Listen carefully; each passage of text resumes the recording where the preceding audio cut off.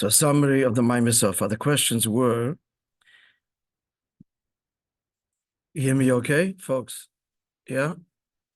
The questions were the meaning of the word lamer in this pasuk. Usually lamer means, as in Hashem spoke to Moishe, lamer, that he should then convey it, say it to Bnei Yisrael. Here, everybody was there. Even future generations were there. So what does lamer mean? There are many answers, of course, to that question. And he brings here an answer from the Alter Rebbe in Torah. Likewise in the Kutei Torah. Lamer means that the Eibishter gave the Torah such that when a Jew says Torah, he's saying the Eibishter's words. Similar to Shechina Badaberes Mitech Greinish Shal Moishe, that the Shechina speaks through Moshe's throat. So too, in addition to the fact that when a Jew learns Torah, Hashem repeats the words after him and says it together with him or repeats after him. In addition to that, that's one Maamar Chazal. In addition to that, the point being made here is that to begin with, the words that the Jew says, he's responding after the Eibishter.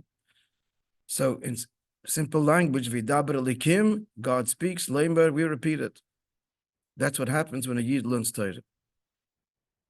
He's merely echoing Hashem's words. The question now is you have to understand this interesting difference between Torah and mitzvahs. Why is it that Torah is eternal and that we can learn it, and we do learn it, even after Churban Beis HaMikdash? We learn even those areas of halacha, like Kodshim and Taras, that have no practical applications, and yet mitzvahs are not. The vast majority of mitzvahs cannot be observed in Golus. So why is that? Now, furthermore, he asked, and as we mentioned before, this is a Maamar from 1964. And they were speaking about Russian Jewry, and they were cried a lot in this Maamar. At this point now, which I'm sharing with you, he cried, and he asked the following question. We just pointed out that mitzvahs, the conclusion would be that mitzvahs are lesser than Torah because they don't apply, most of them don't apply anymore. And yet, which would mean that overall it's a weakened, a lesser thing than Torah. If some don't apply, then mitzvahs altogether are compromised.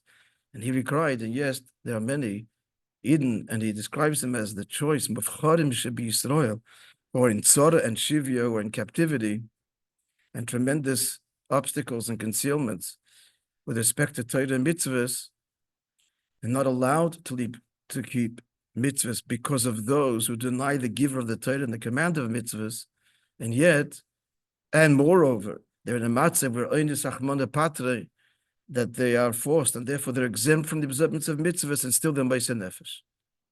Now that points to the greatness of mitzvahs. So that's kind of a tension or a question we need to understand. And the Rebbe added further, and there was I told you I heard about this Maamar, it's a famous Maamar. And the Rebbe couldn't say the rest of the statement either, and that is that the Gemara says about Hananiah, Mishael, Vazariah, and they were Gedolei Olam, leaders of the Jewish people. The Gemara says that had Nebuchadnezzar tortured them, then they would have, he didn't want to say the words, but they would have, they would have bowed down to his graven image. It was a choice in or out, and they allowed themselves to be thrown into the furnace. It was a great nest, etc. But the Gemara says, in the whole debate there, what's worth, suffering or death? The Gemara concludes there that in a way, suffering is worse. Hananiah, Mishael, Vazariah would not have withstood the test had they been tortured. Mind you, many Jews did. And that's what he's saying, actually. He's saying here, Jews around this in Russia are being tortured under this constant Menias Vikuvim, and yet they remain steadfast. So this points again to some tremendous mile of mitzvahs. So to understand all of this in those days, he began to preface. I will suggest, if you don't mind, it's better to listen rather than read. My suggestion. We gain more listening in the Chazorah than reading it. Just a suggestion. The reading will be good later afterwards for yourself. But to understand where we're up to and to gain perhaps the insights that we shared yesterday, would be better just to listen or to read. coming from an old teacher. Yeah, take an old teacher, going on for a while. So we'll understand this by prefacing that what the Mittel Rebbe says in a Maimer. And why does he choose this Maimer?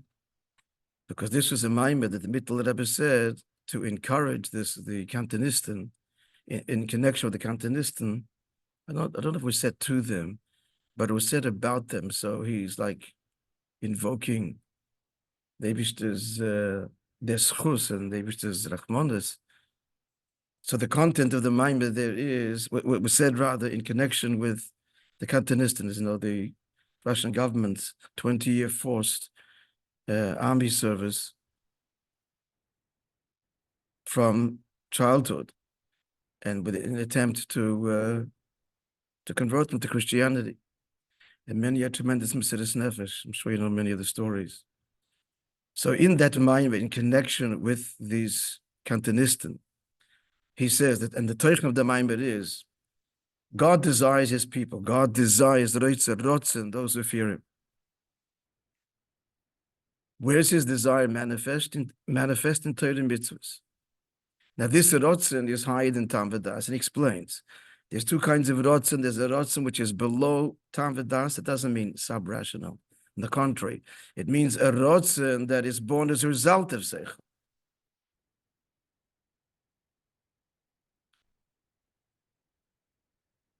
So the Rotzen below Seichel is that he wants to love something. It's the link between Seichel and Midas. Without going into Arichas here, normally we understand the Rotzen, it's a simple hierarchy. Rotzen, Seichel, Midas. Here he's saying Seichel, Rotzen, Midas. That's the classic Rotzen. It's a Rotzen that's born from understanding, and therefore he understands the value of something, therefore he wants it, and therefore he will love it. Therefore he will like it. The emotion is born because of the desire. Basically, this kind of Rotzen that we're talking about is really one thing. The person wants to exist. That's one thing. That's a very deep Rotzen, survival. But then we don't speak of that. The Rotzen, the conscious Rotzen of a person is, I want to be successful. I want to be expressed. I want to give expression to myself. I want to be free. I want to be free means that I want every part of me to be fulfilled. That's basically what freedom means. I want that each part of me have free expression. So that's an overall Rotzen. What do you want? What do you want? I want to be expressed and fulfilled. And therefore, when you understand that something will contribute to that goal, therefore you like it and want it. The like and the desire is born, because maybe the desire goes with Rotzen, but the like or dislike, even hate, love something, you want to be close to it, you want to get it, and hate it,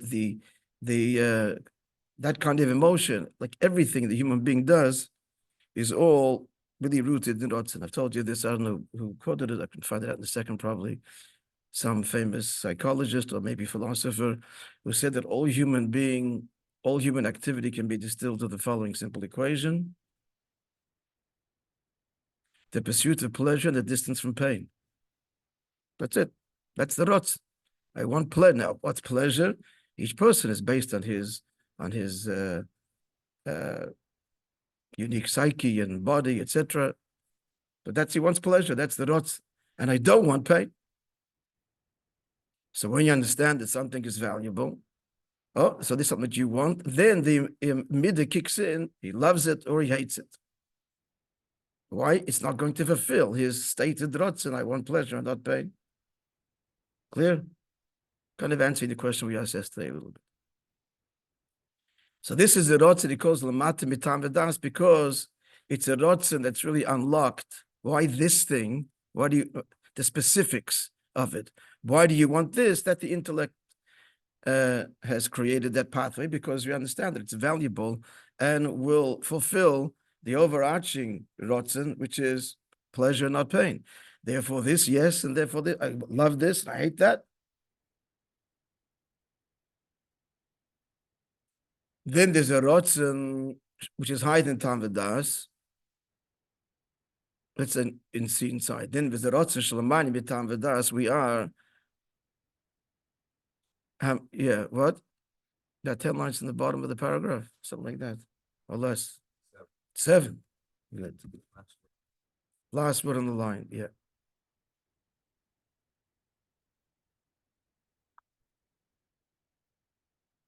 But also,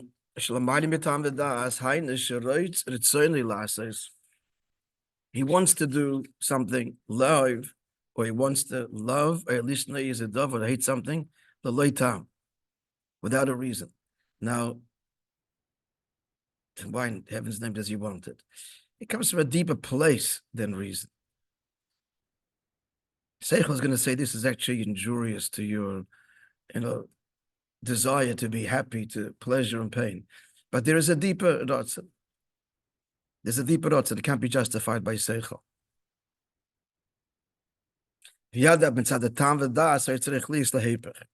People do crazy things that they understand logically is injurious, short term, long term, but he wants it somehow in a contorted way. That's part of his pleasure and pain.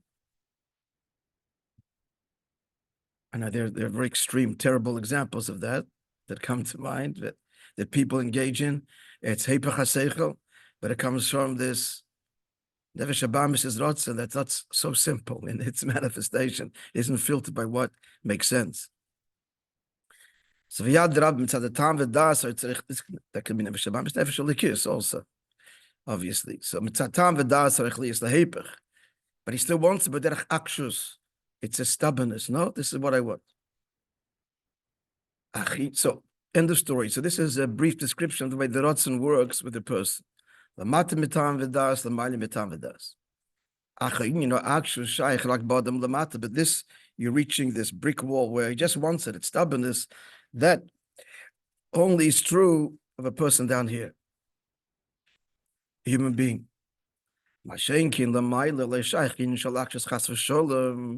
The mile is nothing stubbornness, God forbid. In other words, this is wrong, foolish, injurious, no such thing. But lamaila there is taka rotzen, which is lamaila mishtal shalos, higher than atzilus, and it's described as a tam komus, a hidden reason, which that means it cannot be grasped, period. No created creature, the loftiest order, can grasp this rotzen. But it's not contrary to seichel, as a person's rotzen can be. It's higher than seichel. There's a fundamental difference, clearly, right? Now that says the Vayedaber, who klolus in your rotzen the alien b'teira mitzvahs. The connection to the soldiers is that they exhibit this rotzen, they have no understanding whatsoever of Yiddishkeit. They were taken as children, and yet they want to remain connected. And they resist. They resist all the pressures to convert them and the consequences for that. So this is a rotzen, this is a reflection of the rotzen, the alien in Torah mitzvahs. Now, a lot of detail here. So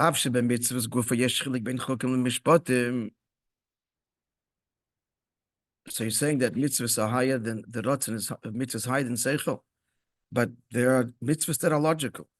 There's a difference between chukim mishpatim shechukim. Hey, mitzvah shem gzeres melech b'leitam. Chukim, of course, are mitzvahs that the king's decrees that defy reason. Kamei paradumba v'shatnes, they're beyond logic.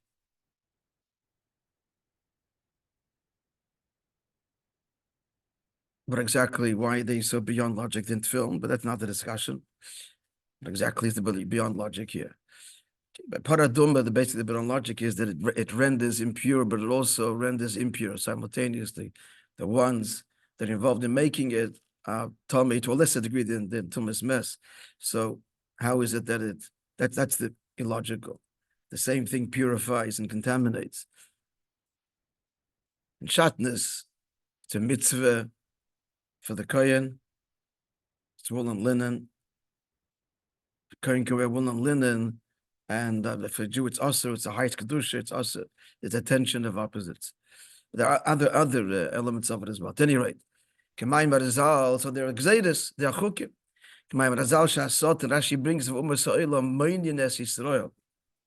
The Sotan, the nations of the world, Moinyan means they, nettle, they, better word, they, no, get the word, you get the meaning. They antagonize. No. Huh? Yeah, maybe tease. Loimer ma mitzvah hazois. What is this mitzvah? Ma tam yeshba, and what reason is it? Why are you observing this?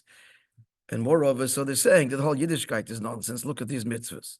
Mashenki mishpatim. So that's chukim. L'mayim v'tam v'das. So what's the question is going to? He just said all mitzvahs l'mayim v'tam v'das, but not so. Mashenki mishpatim mitzvah shesh tam or mishpat lasis came. But mishpatim have an articulated reason and ruling why they should be done. When mitzvah sukkah is unique, and the Rebbe explains, based on the Alter Rebbe Shulchan Aruch, actually, the Alter Rebbe says it, that integral to sukkah is to fulfill the mitzvah. You have to know the reason I'm sitting in the sukkah is because God protected our ancestors in the midbar. You should sit in sukkahs that your generation should know. Torah itself gives the reason that's integral to its observance. You have to have this kavanah and halacha. Torah gives a reason for the sciatica nerve. Therefore, let's get anosha because of what happened to Yaakov. Chayitzim and other examples. So they're not all mitzvahs are the sarot and l'mayim v'tam v'das. Some of them have outright reasons, and that's their justification. He says no. These reasons are only in order to respond to the Satan and the Ummah Sa'olam. In other words, even these mitzvahs at the root are just like Paradum and Shatnez. You have some reason when it comes to Paradum and Shatnez, as explained this year, we're not given an answer to the Ummah Sa'olam. But for the rest of the mitzvahs, and most of the mitzvahs are given an answer. Whatever the explanation there is, it's not the topic. In other words, I'm asking if you can explain some of them, but not all of them. You haven't answered their charge. They point to something and say this is illogical. So the whole thing is just because you have some answers there for what? A component, not the subject. Or he wants to bring out something else. That this is all the reasons that we have. That's the packaging, and the packaging is to answer the Satan Lumasim. We must point out it's not the only explanation for reasons of mitzvahs at all. And moreover, I'll tell you that what the Rebbe is saying here, that based on the Bittul Rebbe, that all mitzvahs have a tam komos, there is a reason, but just hidden from the realm of created intellect. I mean, elsewhere in Chassidus, Befrat and the Rebbe Sichos, it goes beyond that. And it says, at the core, there is no reason, period, not even tam komos. But talking about das, but in reality, people are saying that this Rutzen has a reason, but you don't know it. So that's right. Which makes that Rutzen also based on. Yeah, tam komos. Yeah, that's what we're saying here. So I'm telling you, elsewhere, there's an essence level that's like the Sefer Kalam level. The Mamala Kalam level is the Seichel. The Sefer Kalam is higher than our Seichel, but connected to it. Sefer Kalam means it's higher than creation, but still linked somehow in an indirect way, higher than. That means tam komos. Then there's essence. Doesn't speak that here. That's the Rebbe speaks about that. Just like the Eibush himself doesn't exist for any hidden reason. It just is because he is beyond any reason. So too, mitzvahs, be'etzem, an expression of him beyond even tam komos. But he speaks the level of tam komos. So that's why I'm saying also when he says here that it's a strange thing that to say that the reasons for mitzvahs is only to answer the Satan and Ummah, not for our benefit. Elsewhere in Chassidus, it's explained why reasons. It's all connected. Reasons because Hashem wants to do it, but so the seichel should also be part of the relationship. Never Shabbat should be part of the relationship, and therefore the rotzen is invested in reasons. Pshat, the remes, drushin sod. It's a strange statement. Pshat, remes, drushin sod is lahashiv l'sotnam v'masailam, not for the year. What are Jews doing for 3,000 years? Learning it. It's all answer the sotnam v'masailam. They've stopped asking. They don't care anymore. Maybe they do, I don't know. That's a whole occupation. So I have to understand this is only context. It is really connected because Sotnum Masailam, that's Tachten. The subtle level, Seichel, Nefesh Habamis, it's all mitzad the Tachten, so the Hoshiv. Today should be satisfied. That's part of the Dirbe Tachtoinim. It starts with our own Seichel, but then ultimately embraces the Sotnum Masailam. Namely, the world has to have an appreciation of Yiddishkeit. Understand? It's part of the kavan of Dirbe Tachtoinim. Hence, the Ratzon Eli, the Tam Komos, is wrapped like a packaging. In what? In Seichel that can be understood. Aval, a Tam HaMiti, again, is not saying it's the Etzem here. This is the Tam HaMiti. In terms of Tam, it's the Tam HaMiti. There's a higher level. Ratzon, Priras HaAtzm, not Ratzon, like Priras HaAtzmus. But the Tam HaMiti, Lama HaYarotzim B'mitzvazu. The true reason, Tam Komos, why does God want this? That he's quoting here, Simmer in the Vuchim. Mer in the Vuchim explains there that all the reasons are only for the general mitzvah, but you get down to the specifics. And if the specific wasn't that way, you wouldn't have it. You wouldn't get the general meaning. Poshet, you have a mezuzah. So the difference between the kosher one, not as a hairline split in the letter, or it has changed the meaning. Is the message not there? Is the time not there? So it's possible gamri. So he brings out over there that the protim really point to this as the Gzeres HaMelech beyond. That's the tam komos for sure in the protim. Even if you have a tam for the klal, the endless detail, and people, it's one of the objections that Judaism is obsessed with detail. But what difference does it make? We get the idea. You're observing it generally. It's maspik. Now, Bembes, this explains that too. Because the endless detail is there, but it's got to permeate pratim. The world is made up of specific details. It's not a general thing start and end and have strong definition. So the mitzvahs, but doesn't answer why that detail could be another detail that expresses the pratim, the tachten. So even there, the pratim, the details show on the tam komos.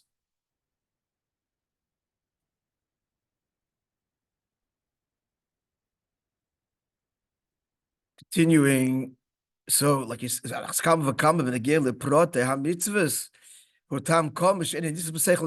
a hidden reason that's not graspable by creation. Like he says in Tanya, the reasons the Tam Komos were not revealed, and they are beyond grasp. And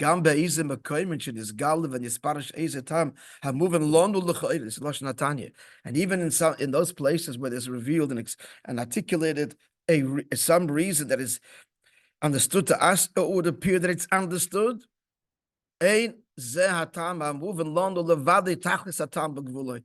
This reason that we understand, that alone, that is not the tachlis of that doesn't define the motivation, the reason for this particular mitzvah. Within the reason that we're told is malubish pnimius v'alombus. V'talumis chachma is a much deeper chachma, hidden chachma, shalamaylim b'seichel v'avonim, higher than any kind of grasp.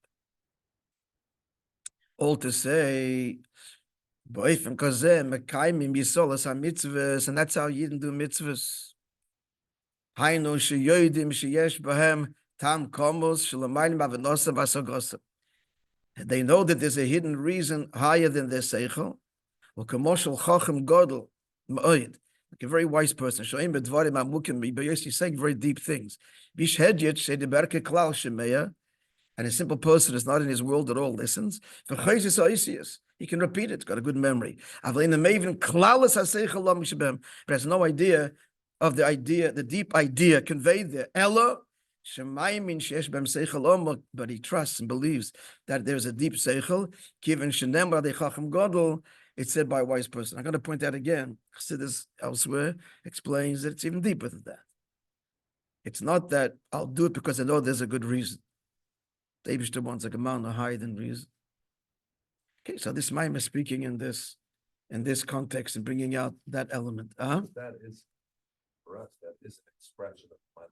But as soon as we're not understanding, even though there's reason, it's already in Lamani Mitam V'das. But it's a Lamani Mitam V'das that says there is a Tam V'das, I just don't know it. So it's not pure. Actually, Ad Kadei Kach, the Rebbe explains, it's a chiddush of the Rebbe that the Yevonim were masking for such a Torah mitzvahs. If, in other words, you don't understand the reason, but if you believe there is a good reason, that's must speak. When the emes is that the etzim, not hiding tam komas, like David himself, is beyond reason. It is because God chose beyond all reason. But he's speaking here again the darge, not atzmus, not the etzim, but the rotzen level, tam komas level. The parallel is like sefer kalam. So there is that element. We have to understand. And it's a very, very interesting question. I don't know if this question is asked anywhere else. Chassidus doesn't point to it. Let's see the question. So the mitzvahs that Eibishter's will, which we just now addressed. Why were so many mitzvahs nullified, not observable after the Churban? Actually, in Israel, a page Zayin mitzvahs. Rebbe says, make a cheshbon that there's 87 mitzvahs of the positive mitzvahs, but amach mitzvahs say in brackets, shasam mitzvahs leisasu nisha b'shem. Most of the 365 negative commandments remain. I mean, some of them don't remain because the coin isn't functioning. There's not a melech, but they remain. Obviously, not doing is not doing. That's uniform. The avshem, but even more than that, just overall, the applicable mamish, applicable of loisas is like this. Whatever was applicable, bisman beis hamikdash is applicable now.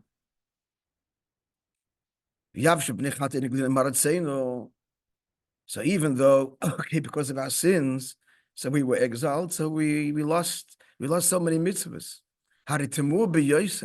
That's the result of Golos, we lose mitzvahs. So we didn't keep what Hashem wanted. We transgressed his will, didn't keep his mitzvahs. So what's the answer? Take me away. Is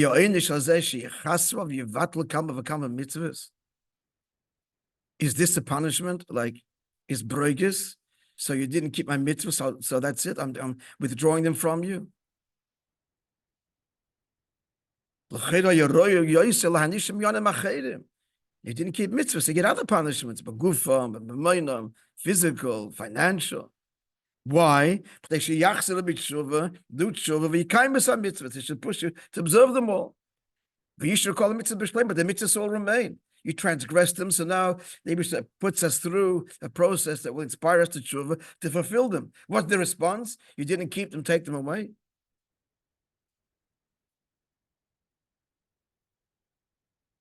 Interesting out of the box question, huh? But the matter is as follows. Yeah, we'll go a little bit further.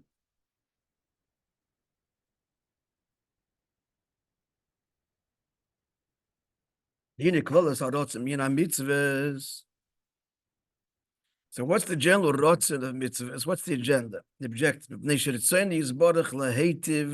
Hashem wants to bestow good. Through that they fulfill his will in Torah mitzvahs. Like a person loves his friend, he wants to do good for him. Not taking this moshel. Again, this is not the ultimate statement of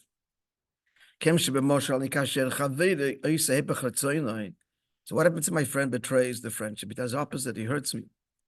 As I mistalke, so the friend no longer wants to, this love is no longer manifest and doesn't want to do good.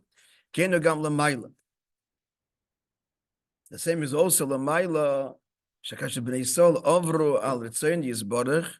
We transgress his will as an istalik member Ritzon Yisborach, his will departs Mida Keneged Mida. Kalpize move on, Shemashin is battle of mitzvahs lachri chut beis hamikdash.